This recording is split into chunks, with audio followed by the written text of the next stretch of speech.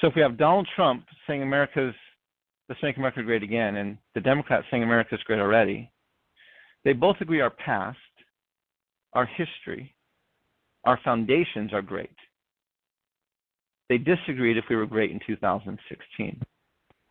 Donald said no, and Hillary said yes. See, most Americans thought that in 2016 we were having a debate over racism versus anti-racism or equality versus inequality, but we weren't. The question we were asking ourselves was, do we want Donald Trump and the Republicans to make us explicitly white supremacists, racist, and sexist again, or do we want Hillary Clinton and the Democrats to keep our white supremacy and racism implicit? And we voted for implicit because Hillary got the majority of the votes, and our white supremacist and racist electoral college gave us explicit. And so we've never decided as a nation that we the people means all the people. We've never decided as a nation, rather than talking about when we were last great or how soon we might be great again, we've never answered the question, do we just want to treat everybody as human? And that's the conversation I think we need to have as a country. And that's the conversation that I'm trying to bring through my campaign. Now, once I'm elected, one of my key planks of my platform is that the United States of America needs a national dialogue on race, gender, and class. A conversation that I would put on par with the Truth and Reconciliation Commissions that happened in South Africa, in Rwanda, and in Canada. I wouldn't call ours reconciliation, though, because reconciliation implies there was a previous harmony, which is not true.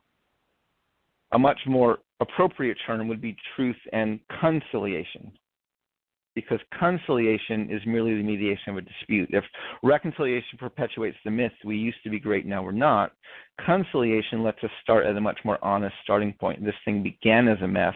We're just trying to make it better.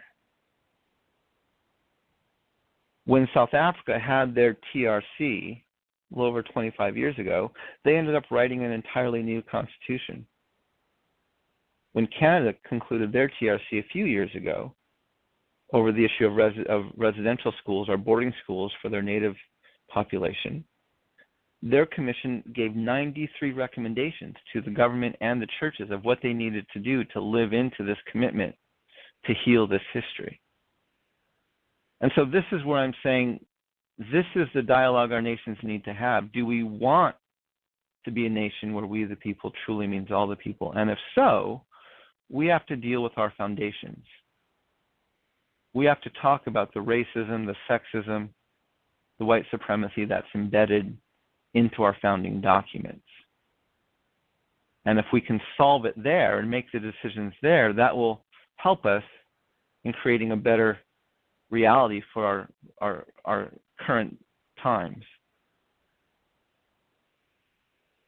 Now, I also am very aware of the fact that the president, contrary to what President Trump believes, or appears to believe, the president is not the king. We have three co-equal branches of government. And we live, at least we like to call it, a democracy where everybody has a vote. Now, we've never had a true democracy. Even if you go back to the Constitution, Article 1, Section 2, which is where they're establishing the Electoral College, and the three-fifths compromise that they had back then, you know, they were debating over how to count black people. The South wanted to count black persons as a whole, and the North wanted to count them as much less. Why? Well, because the South had more black people, and so if they had more black people, then they could have greater representation. The North had less black people, so they didn't want to count black people as much because that would then even the odds. Now, they weren't saying who could vote. That wasn't the question they were asking. They were saying, how do we let these people? No, they had already, both sides agreed black people wouldn't vote. Abraham Lincoln had no interest in letting black people vote. He said that over and over. They were debating how should they be counted for representation? See, what they were trying to do with the Electoral College was to maximize the number of people that were represented while they minimized the number of people who could actually do the representing. The whole point of the Electoral College is gerrymandering. That's why we have an Electoral College. In the last election, President Trump said that he won the greatest Electoral College victory in the history of our nation. That's not true at all. He won. The reason he won is why we have an Electoral College in the first place. This is why we have it. The Electoral College exists so that the white landowning male, even if he gets 3 million votes less than the non-white landowning male, whether it be a woman or a person of color, he will still win. It wasn't the greatest Electoral College victory in the history of the world. This is why we have an Electoral College in the first place, to ensure that someone like Donald Trump beats a candidate like Hillary Clinton, who is a woman.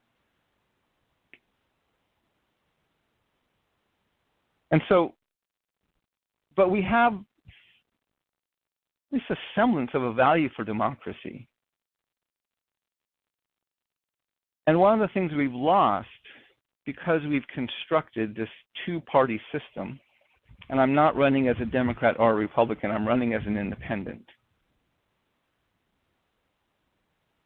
And one of the challenges of our two-party system is it literally makes every talking point binary.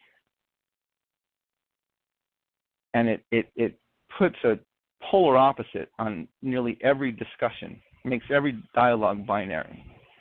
Now, we live in a very complex, diverse world. And if we reduce every single problem down to a single binary, we're going to miss a ton of stuff. And so our simplistic, elementary, two-party political system actually doesn't allow us to solve complex problems. It just allows us to scream at each other and to blame. The two sides can blame each other, but neither side is really interested in solving the problem. Let me give you an example. Immigration reform. It was George Bush back in the early 2000s who began our most recent cycle of dialogue regarding immigration reform. He introduced it. This was back in the early 2000s, soon after he got into office. Since that time, both the Democrats and the Republicans at the same time have had a majority in the House and the Senate and the White House. Over the last 20 years, both the Democrats and the Republicans at one point or another had the majority in the House, the Senate, and the White House. And neither side passed immigration reform. They're not interested in solving the problem. They're interested in screaming at each other.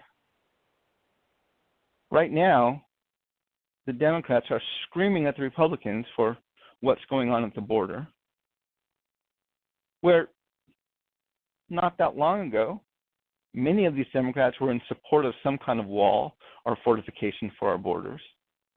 If you look at the deportation rates of the Obama administration and his catch and release numbers, they're astronomical compared to what's going on today. See, this is the problem. What we've done is we've politicized an issue, immigration reform. We've made the entire dialogue binary. Neither side is interested or has the authority to fix the problem. And so it just creates something that they can scream at each other for. Around the time when President Bush brought up immigration reform back in the early 2000s, I was living on the reservation, and I was out herding sheep one day with one of my neighbors.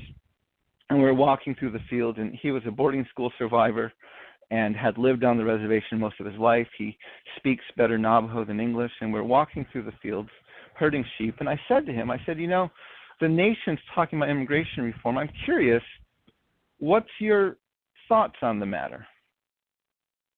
And he said to me, well, there's already so many of them here.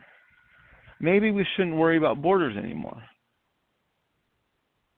Now, if you're anywhere else in the country, you immediately think he's talking about the 14 million undocumented that have come over the southern border. But because we're both Native, because we're on the reservation, because he's a boarding school survivor, you have to at least pause and ask, is he talking about the 14 million undocumented over the southern border, or the 300 million undocumented who have been pouring in since 1492? And I love the ambiguity so much I didn't even ask him to clarify.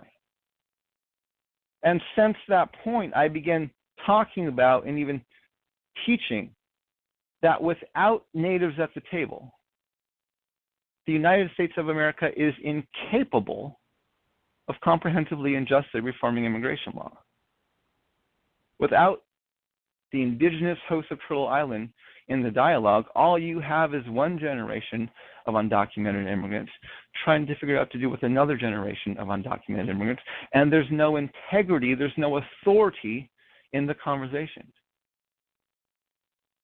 Doesn't matter if you're building a wall to keep people out or you're trying to tear one down to let people in.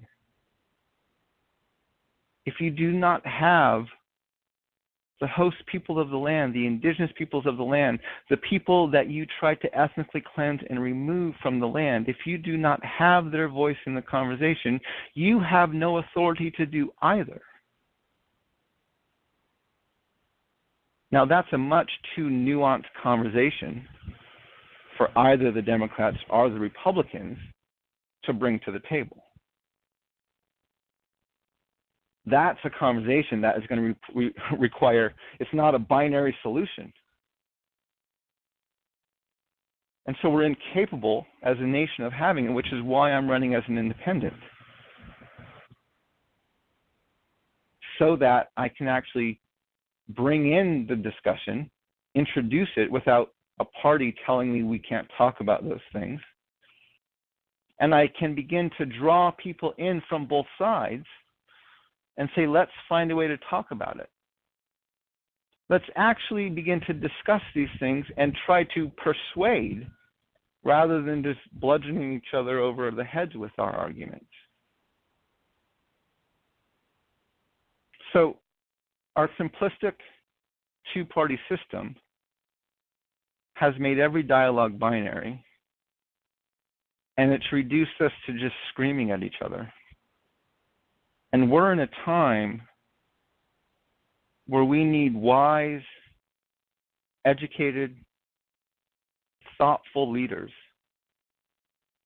who are able to listen to a diversity of opinions and thoughts and ideas. And not just pick the best one, but actually begin the art of crafting and molding and persuading these arguments. In Native circles, we call it a talking circle, where you'll sit in a circle and you have a talking stick or a feather or something else of sacred importance, and you'll pass it around.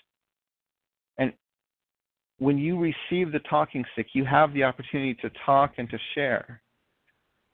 Some people may pass it and let someone else talk. Others may keep it and say what they want to say. But everyone is not only given the opportunity to speak, but everyone also has the opportunity to hear everyone else's argument. And many of our decisions are not made by a vote or by a majority rule, but by consensus, where you talk about things until you come to a consensus. That doesn't work well when you only have two people in the dialogue. When every dialogue is binary, when every issue is good or bad, right or wrong, it's very difficult and you're not able to listen to each other. It's very hard to build a consensus. And so when I'm president, my goal will be to not only do a lot of listening, but to invite a lot of different voices into the conversations. I would love to see us have a political debate, much like we used to have, where the candidates could talk for 45 minutes to an hour and give a full speech. Instead, we've reduced our campaign debates down to 90-second sound bites. And we're expecting our candidates to articulate their positions on environment and racism and gun control and economy in 30 to 90-second sound bites that can then be turned into a meme and used to inflame people from one side or the other. But what if we actually got used again to nuanced, thoughtful dialogue, where we could actually have the space to lay out an argument and build on it, and then have people give them a chance to respond to it? That'd be a very good thing. And that's one thing I hope to bring into the White House.